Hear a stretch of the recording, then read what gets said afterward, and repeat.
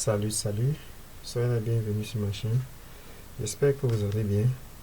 Aujourd'hui, dans cette vidéo, je vais montrer comment faire un FRP pour retirer un compte Google dans ce téléphone Infinix de modèle S4. Comme vous voyez, j'ai essayé de le faire manuellement en passant par l'appel d'urgence comme d'habitude. Malheureusement,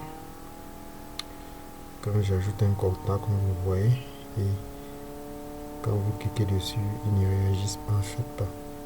Il ne réagit pas du tout, quoi. Donc là, nous serons contraints d'utiliser un ordinateur et le fichier qui va nous permettre de contenir le démarrage sécurisé que ce téléphone comporte. Donc, dans un premier temps, nous allons éteindre notre appareil.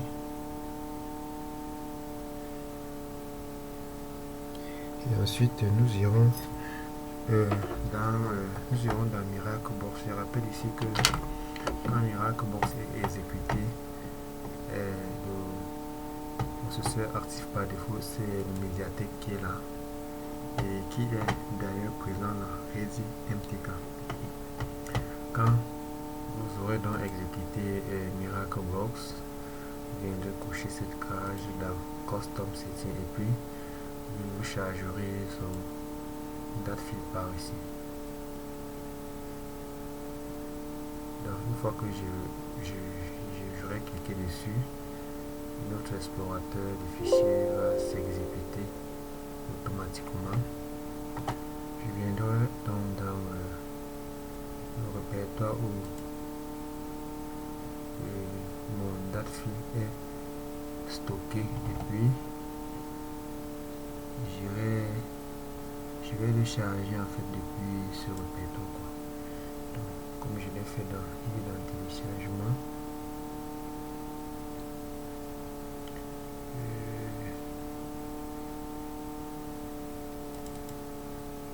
compressé, puisque quand vous le téléchargez, il vient toujours zipper, quoi.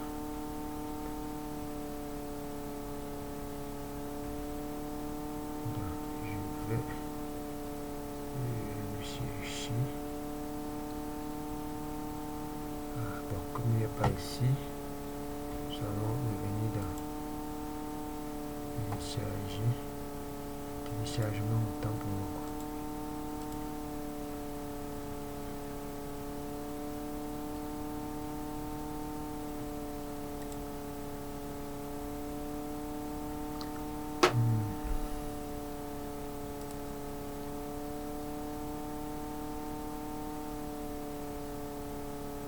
Et là, Infinix S4.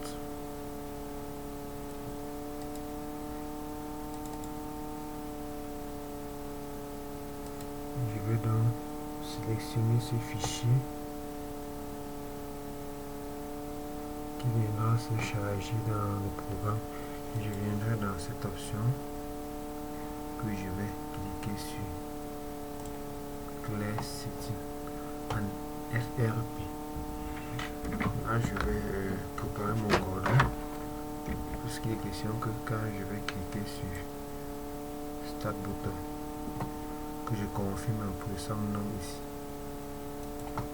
Le nom, en fait, c'est un message qui demande si vous voulez sauvegarder votre système avant de faire de pareilles manipulations. Donc là, je vais connecter mon cordon USB.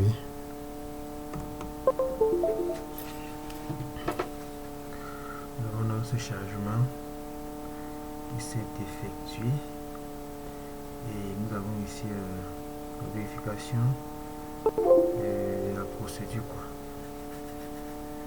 Donc là, ce que j'aurai à faire, c'est j'ai déjà redémarrer mon téléphone en recovery, qui va consister à presser sur la touche volume, moins et le power bouton qui est ici, la touche d'allumage, quoi. Donc une fois le logo Infinix affiché, Je vais rester maintenir la touche volume plus. Et puis je vais presser la touche port et cette même touche qui est là. J'irai donc dans Wipe Data Factory Reset, que je vais d'ailleurs reconfirmer avec la touche port. Le but de le reformater ici, c'est que le redémarrage, c'est-à-dire le démarrage de l'appareil, ne soit pas lent en fait quoi. Puisque c'est déjà généralement après le clear setting. Nous avons l'appareil prend souvent du mal à démarrer complètement. Pas assez du temps. Et là, nous allons juste patienter que notre téléphone redémarre.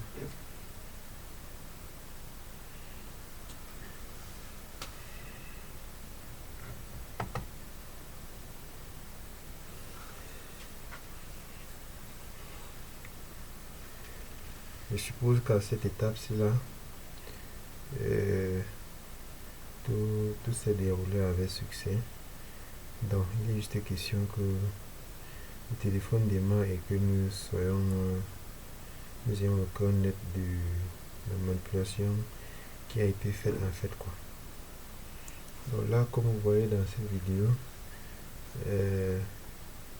la méthode utilisée, je l'ai fait via un ordinateur, ce qui a d'ailleurs arrangé un peu la tâche longue et un peu délicate quoi. Puisque déjà on est souvent habitué à le faire manuellement juste pour gagner en temps, et que toute autre personne déjà qui ne peut pas qui n'a pas en sa possession déjà comme ceci un ordinateur, qu'il puisse le faire manuellement quoi. Donc là je suppose qu'ici après cette vidéo je vais également montrer comment craquer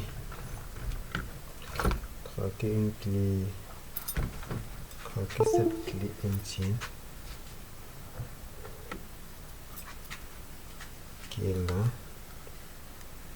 cette clé en fait quoi. Et là désolé, c'est pas une clé en fait quoi, c'est un modem Wi-Fi. Le modem Wi-Fi MTN, un modem Wi-Fi MTN de modèle M022 qui est là. Donc la prochaine vidéo sera en fait basée dessus quoi. Et là l'utilisateur en fait m'a demandé comment est-ce qu'il va procéder pour utiliser notre SIM. Donc il est question de la vidéo de vous montrer comment